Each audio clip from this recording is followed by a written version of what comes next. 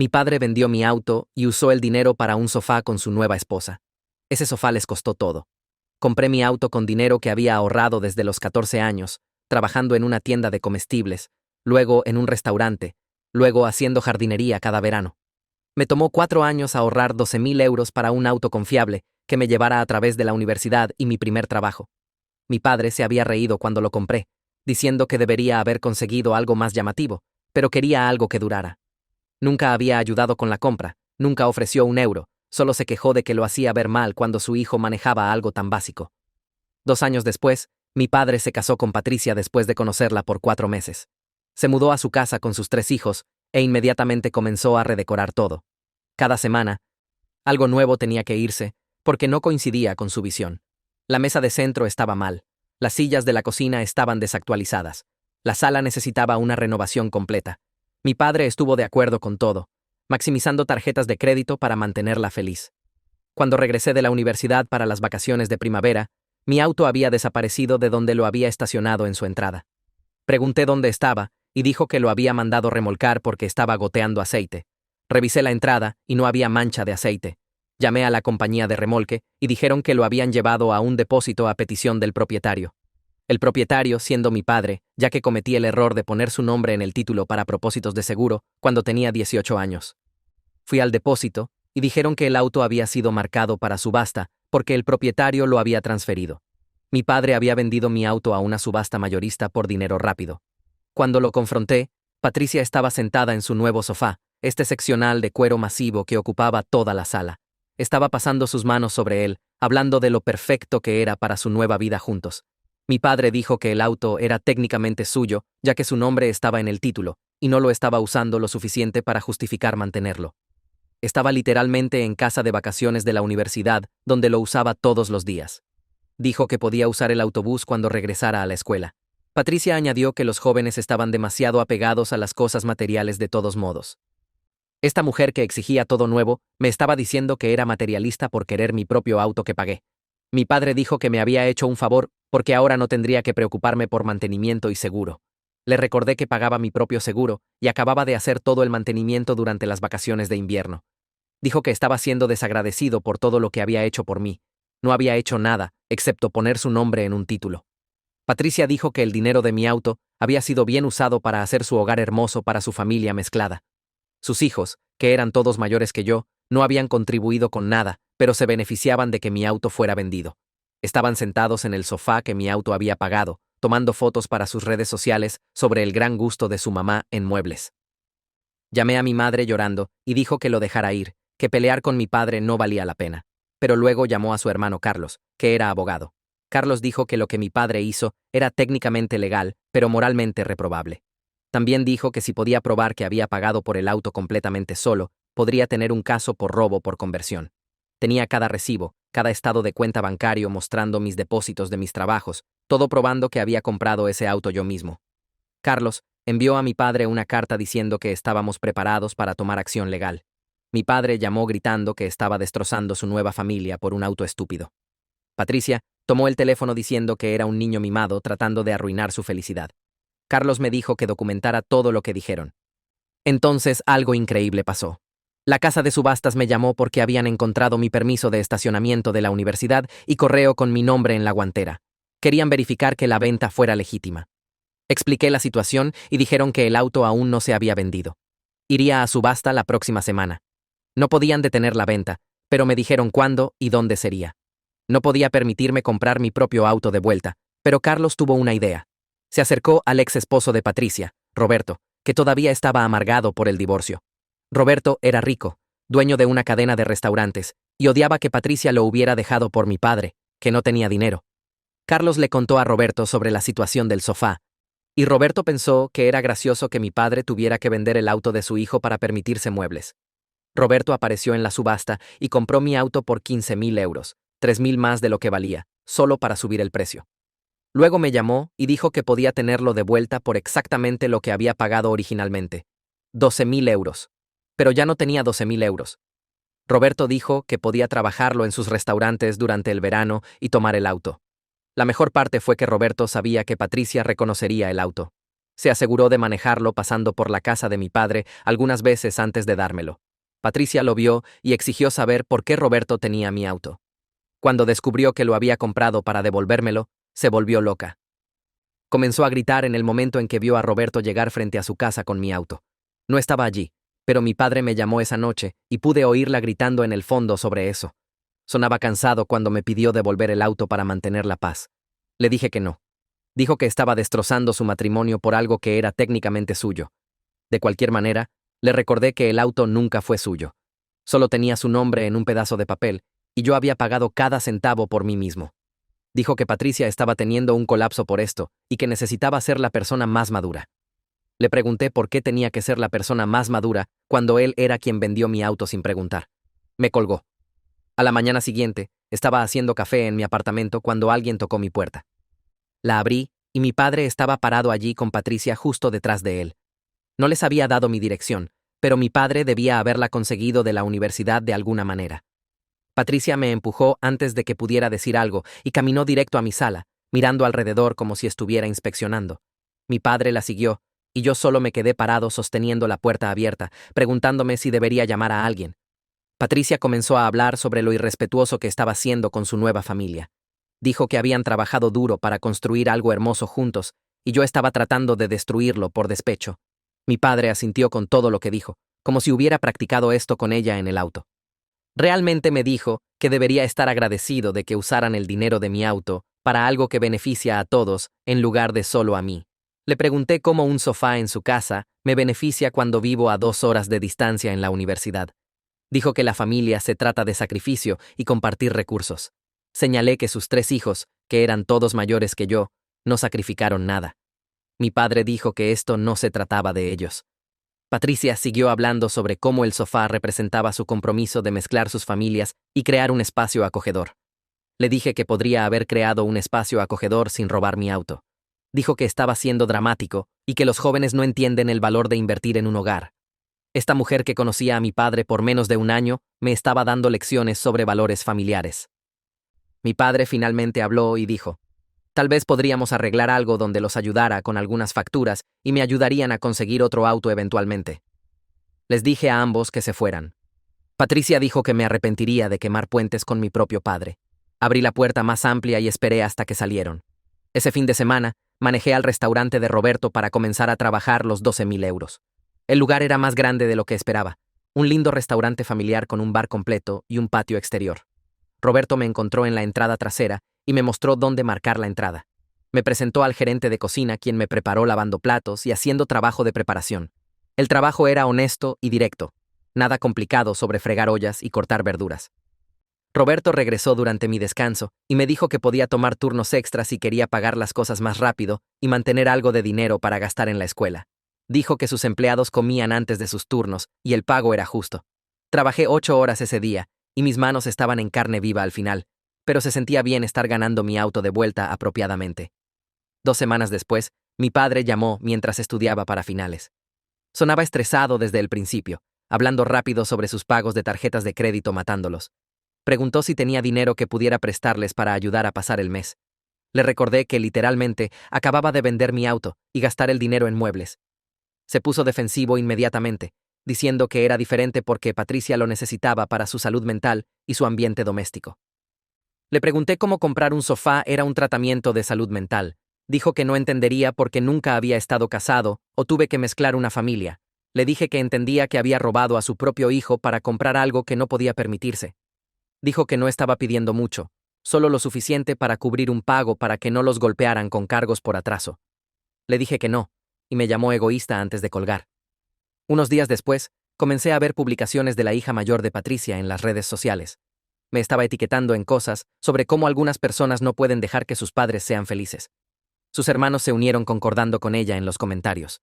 El del medio publicó una foto de ese sofá estúpido, con un pie de foto sobre inversiones familiares, y cómo algunas personas no entienden el sacrificio. La publicación obtuvo docenas de comentarios de personas que no tenían idea de lo que realmente pasó. Todos hablaban sobre lo hermoso que se veía el sofá, y lo afortunada que era Patricia de tener una familia tan solidaria. Quería comentar y contarles la historia real, pero sabía que eso solo empeoraría las cosas. Uno de los hijos de Patricia compartió otra publicación sobre niños ingratos que piensan que el mundo gira alrededor de ellos. También me etiquetaron en esa. Mi compañero de cuarto lo vio y preguntó qué estaba pasando. Expliqué toda la situación y dijo que debería simplemente bloquearlos a todos.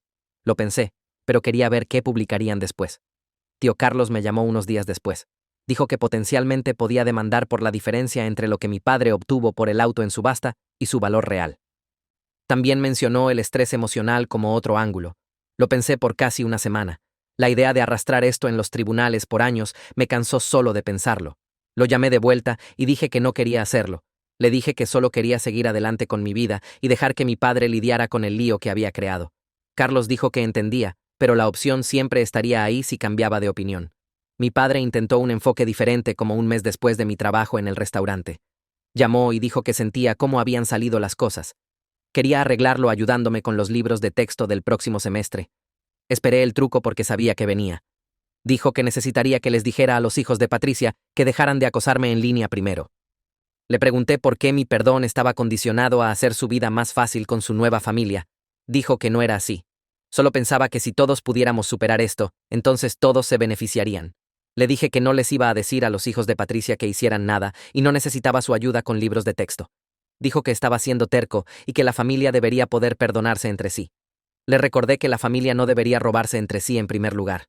Se quedó callado por un minuto y luego dijo que me llamaría después. No llamó de vuelta por 3 semanas. Durante un turno lento en el restaurante, Roberto se acercó y se apoyó en el mostrador cerca de la estación de platos.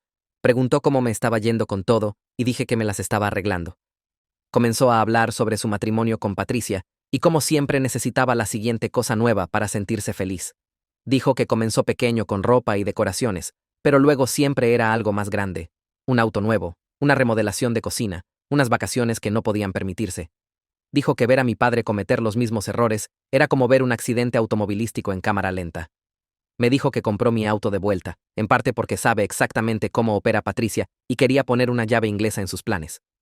Dijo que sangrarían a mi padre hasta secarlo en un año y luego se mudaría a alguien más que pudiera darle lo que quería. Le pregunté si pensaba que mi padre se daría cuenta.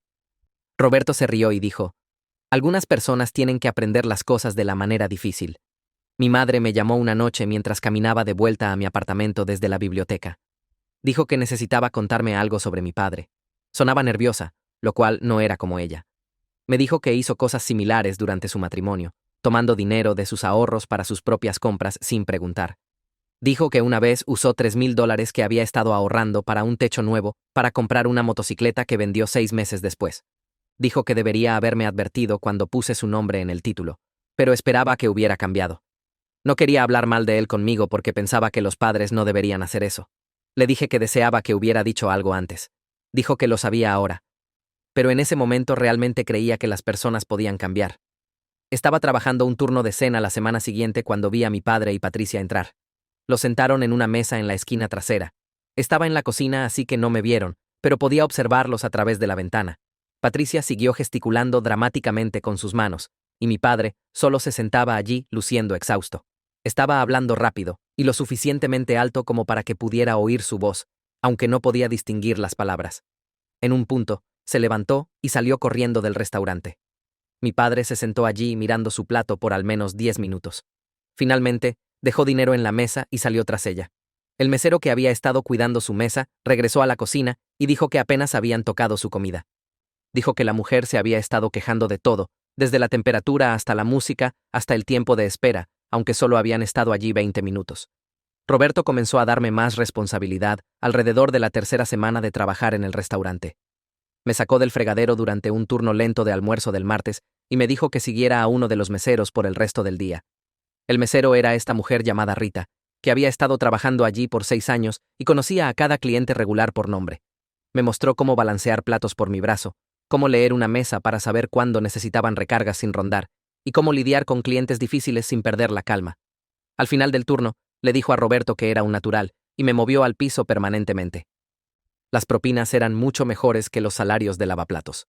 Comencé a hacer 100 o 150 euros extra por turno en noches ocupadas, lo que significaba que estaba pagando mi deuda del auto más rápido de lo que había esperado. Roberto llevaba registro de mis pagos en un pequeño cuaderno que llevaba en el bolsillo de su camisa, y cada semana cuando le entregaba efectivo, escribía la cantidad y me decía mi nuevo saldo. Para mediados de junio, Ya había pagado casi 4.000 euros y me sentía como si realmente pudiera salir adelante de toda esta situación. Una noche después del cierre, estaba limpiando mesas cuando recibí un mensaje en Instagram de alguien que no reconocía al principio. La foto de perfil estaba borrosa y el nombre de usuario era solo un montón de letras y números aleatorios. Casi lo borré pensando que era spam. Pero luego vi que la vista previa del mensaje mencionaba el nombre de mi padre. Lo abrí y vi que era de la hija del medio de Patricia, la que había publicado esa foto del sofá llamándolo inversión familiar. Su mensaje era largo y escrito como si hubiera estado pensando en ello por un tiempo. Dijo que sentía las publicaciones en redes sociales y que su mamá básicamente la obligó a ella y a sus hermanos a publicar esas cosas para mostrar que eran una familia unida. Dijo que las cosas en casa se estaban volviendo realmente tensas, porque el dinero estaba apretado, y su mamá seguía comprando cosas que no podían permitirse, mientras mi padre se estresaba por las facturas de tarjetas de crédito. Dijo que estaba comenzando a darse cuenta de que su mamá tenía un problema con los gastos y que tal vez vender mi auto había estado mal. No sabía cómo responder, así que simplemente lo dejé en visto por unos días mientras lo pensaba. Eventualmente, envié de vuelta un mensaje corto diciendo que apreciaba la disculpa y que esperaba que las cosas mejoraran para ella. Respondió inmediatamente preguntando si tal vez podríamos tomar café alguna vez, ya que teníamos edad cercana, y ella realmente no tenía a nadie con quien hablar sobre toda la situación. Le dije tal vez después de que las cosas se calmaran, que era mi manera educada de decir probablemente nunca. La primera semana de julio, estaba trabajando un turno de cena cuando mi teléfono comenzó a vibrar en mi casillero. Se suponía que no debíamos revisar teléfonos durante los turnos, pero siguió sonando, así que le pedí a Rita que cubriera mis mesas por un minuto y volví a la sala de descanso. Tenía 7 llamadas perdidas de mi padre y 3 mensajes de voz. El primer mensaje de voz era él diciendo que necesitaba hablar conmigo lo antes posible. El segundo, su voz sonaba rara y temblorosa. El tercero, estaba llorando. Nunca había escuchado a mi padre llorar antes. No cuando murió su propio padre, no durante el divorcio de mi madre. Nunca. Lo llamé de vuelta y contestó al primer timbre. Me dijo que había perdido su trabajo esa mañana. Su jefe lo había llamado a la oficina y le dijo que su rendimiento había estado cayendo por meses y lo estaban dejando ir. Mi padre dijo que había estado distraído en el trabajo por todo con Patricia y los problemas de dinero, y ahora no sabía qué iba a hacer. Dijo que el desempleo no cubriría la mitad de sus facturas, y Patricia estaba enloqueciendo por perder su estilo de vida. Siguió diciendo que todo se estaba cayendo a pedazos y preguntando qué debería hacer como si se suponía que yo tuviera respuestas para el lío que había creado. Por primera vez desde que comenzó toda esta cosa, realmente sonaba como si lamentara lo que me había hecho. No lo dijo directamente, pero podía oírlo en su voz. Esta tristeza desesperada que lo hacía sonar más pequeño de alguna manera. Le dije que tenía que volver al trabajo y que probablemente debería comenzar a buscar un nuevo trabajo inmediatamente. Dijo que lo haría y me agradeció por contestar, lo cual fue raro, porque mi padre nunca me agradeció por nada. 2 días después, mi teléfono explotó con notificaciones mientras dormía después de un turno tardío. Lo agarré, pensando que algo terrible había pasado, y vi que había sido etiquetado en una publicación de Facebook por Patricia. La publicación era esta larga diatriba sobre cómo había destruido su familia siendo egoísta e ingrato. Escribió que mi padre había perdido su trabajo por el estrés que había causado al tomar acción legal sobre un auto que ni siquiera era legalmente mío. Dijo que era un niño mimado, que no podía soportar ver a mi padre feliz con alguien nuevo, y que preferiría destrozar su familia mezclada que dejar ir las posesiones materiales.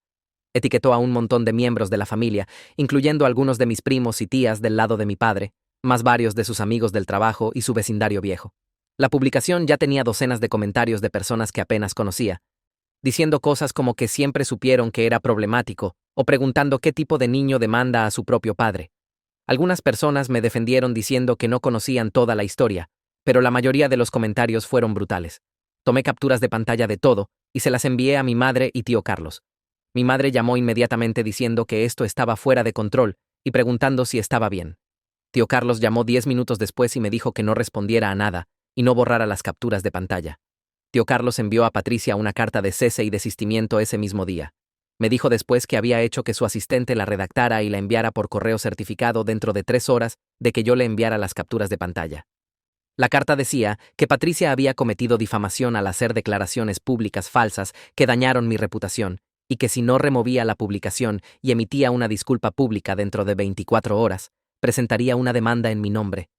También envió una copia a mi padre con una nota diciendo que estaba decepcionado de que mi padre hubiera permitido que su esposa atacara públicamente a su propio hijo. Patricia quitó la publicación esa noche y puso una nueva diciendo que había estado emocional y molesta por su situación financiera y que se disculpaba si su publicación anterior había sido dañina o inexacta.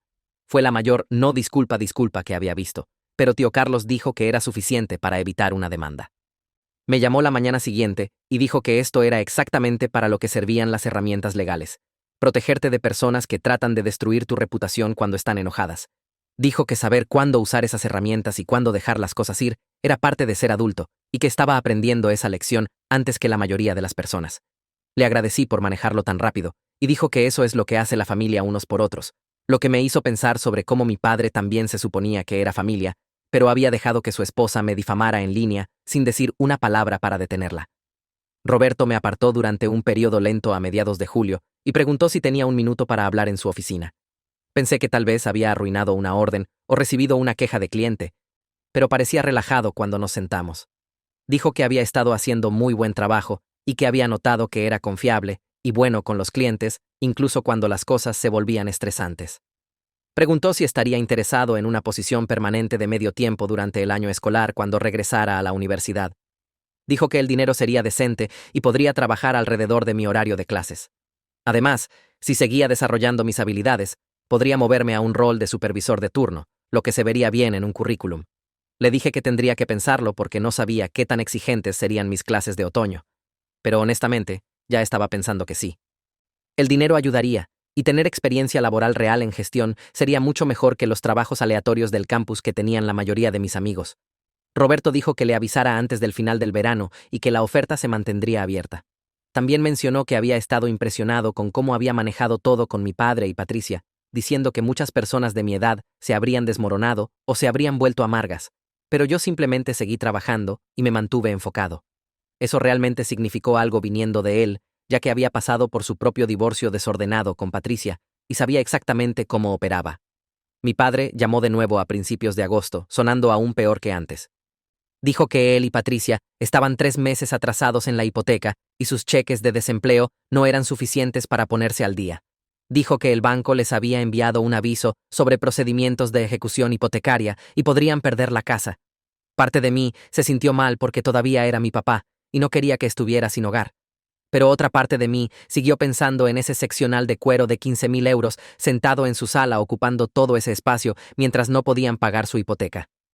Pensé en cómo había vendido mi auto sin preguntar, cómo había dejado que Patricia me difamara en Facebook, cómo nunca se había disculpado realmente por nada de eso. Esto era exactamente lo que pasaba cuando hacías decisiones terribles y seguías haciéndolas en lugar de arreglar el primer problema.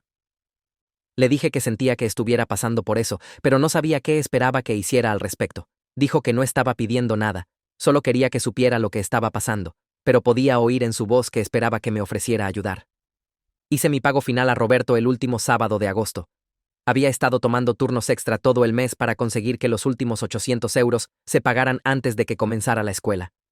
Roberto contó el efectivo y escribió la cantidad final en su cuaderno. Luego sacó el título del auto de la gaveta de su escritorio. Ya lo había firmado a mi nombre con solo mi nombre esta vez. Nadie más. Me lo entregó y me estrechó la mano y dijo que me había ganado este auto 2 veces. Dijo que verme manejar toda esta situación con madurez lo había hecho desear que sus propios hijos tuvieran la mitad de mi ética de trabajo. Sus hijos eran mayores que yo, y por lo que había oído, ambos todavía vivían de su dinero sin trabajar mucho. Le agradecí por darme la oportunidad de ganar mi auto de vuelta, y dijo que también había sido bueno para su negocio, ya que me había convertido en uno de sus mejores meseros. Me recordó que la oferta de medio tiempo todavía valía para el año escolar, y le dije que definitivamente la tomaría. Nos dimos la mano de nuevo, y caminé al estacionamiento sosteniendo el título con mi nombre en él, sintiéndome como si realmente hubiera logrado algo real. Mi padre llamó 2 días después preguntando si podía ayudar con un pago de hipoteca para que no perdieran la casa. Dijo que había estado aplicando para trabajos, pero nada había salido todavía, y se estaban quedando sin tiempo. Le dije que necesitaba pensarlo y hablar con algunas personas primero. Llamé a mi madre y dijo que era mi decisión pero que tuviera cuidado de no ser arrastrado a su lío financiero. Llamé a tío Carlos y dijo que si decidía ayudar, debería dejarlo muy claro que era algo de una sola vez y poner todo por escrito.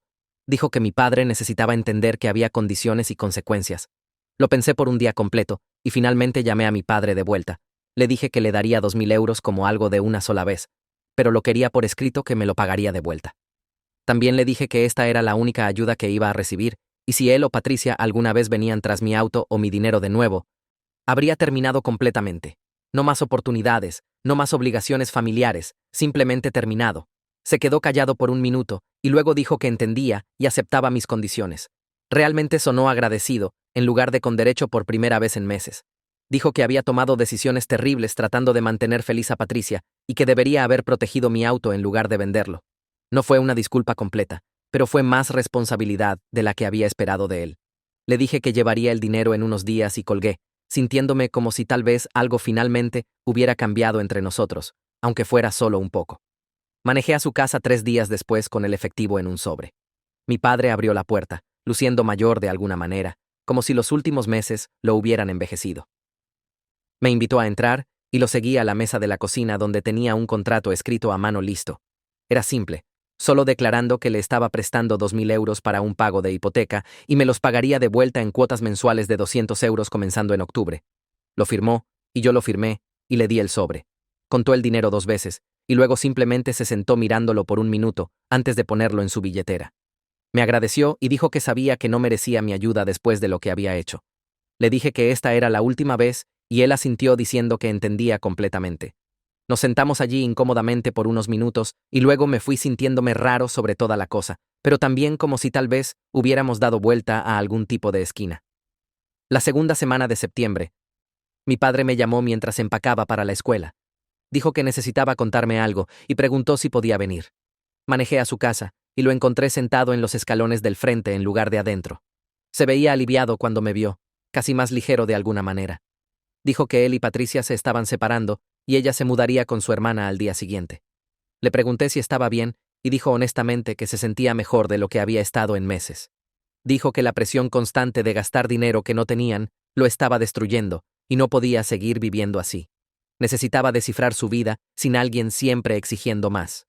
Sus hijos se irían con ella y estaría solo en la casa por primera vez desde que se casaron. No sabía qué decir, así que simplemente me senté junto a él en los escalones. Dijo que sentía de nuevo por vender mi auto y que se había perdido tratando de hacer feliz a Patricia. Le dije que aceptaba su disculpa, pero las cosas eran diferentes ahora entre nosotros. Dijo que lo sabía y que se lo merecía. Cargué mi auto la mañana siguiente con todo lo que necesitaba para el semestre de otoño. El baúl estaba lleno de ropa y libros, y mi mini refrigerador y el asiento trasero tenía mi lámpara de escritorio e impresora y toda la cosa aleatoria que necesitas para un cuarto de dormitorio. Manejé las 2 horas de vuelta al campus con las ventanas abajo y música sonando, sintiéndome diferente de como había estado en la primavera. Tenía mi auto de vuelta con mi nombre en el título. Tenía 3.000 euros en mi cuenta de ahorros que había ganado yo mismo trabajando en los restaurantes de Roberto. Tenía habilidades laborales reales ahora, y una posición de medio tiempo esperándome durante el año escolar. Toda la situación con mi padre todavía dolía cuando pensaba en ello sobre cómo me había traicionado tan fácilmente por un sofá estúpido. Pero también sabía que me había defendido cuando importaba. No había simplemente dejado que tomara mi auto y se saliera con la suya. Había luchado de vuelta y ganado, y eso me hizo sentir más fuerte e independiente que antes. El semestre de otoño comenzó y mantuve mi contacto con mi padre limitado. Nos enviábamos mensajes cada semana, más o menos, solo revisando cosas básicas. Consiguió un nuevo trabajo en un almacén ganando dinero decente y estaba viviendo solo en su casa. Patricia se había llevado la mayoría de los muebles que había comprado, incluyendo ese sofá masivo, lo que encontré gracioso. Mi padre estaba durmiendo en un colchón de aire y comiendo en el mostrador de su cocina porque ya no tenía mesa. No se quejó al respecto. Sin embargo, solo lo mencionó de paso como si fuera lo que se merecía. Hablábamos por teléfono tal vez 2 veces al mes, y nos quedábamos en temas seguros como mis clases y su nuevo trabajo. Nuestra relación no era grandiosa, y probablemente nunca sería como antes, pero habíamos establecido límites claros sobre dinero y respeto que no existían antes. Sabía que si alguna vez cruzaba esas líneas de nuevo, habría terminado completamente. Y creo que me creía. Las vacaciones de Acción de Gracias llegaron y manejé a casa de mi madre. Había hecho una gran cena e invitó a tío Carlos y su familia. Nos sentamos alrededor de la mesa comiendo y hablando sobre cosas normales. Y me di cuenta de cuánto más fuerte se había vuelto mi relación con mi madre a través de todo esto. Se había defendido por mí cuando importaba al llamar a Carlos, y Carlos había usado su conocimiento legal para ayudarme a luchar de vuelta. Mi padre me había enviado un mensaje en acción de gracias diciendo que estaba agradecido de que lo hubiera ayudado con ese pago de hipoteca y que estaba trabajando en pagarme de vuelta. Pensé en todo lo que había pasado desde las vacaciones de primavera, sobre mi auto siendo vendido y la lucha para recuperarlo, y ver el matrimonio de mi padre desmoronarse. Me di cuenta de que todo este lío me había enseñado algo importante sobre defenderme. A veces eso significa ver a las personas enfrentar consecuencias que no querías para ellas, y eso está bien porque no eres responsable de arreglar sus errores. Tenía mi auto y un buen trabajo y relaciones más fuertes con las personas que realmente me apoyaban. Mi relación con mi padre era complicada ahora, pero era honesta. Y eso era mejor que la paz falsa que habíamos tenido antes, donde podía aprovecharse de mí y yo simplemente lo aceptaba.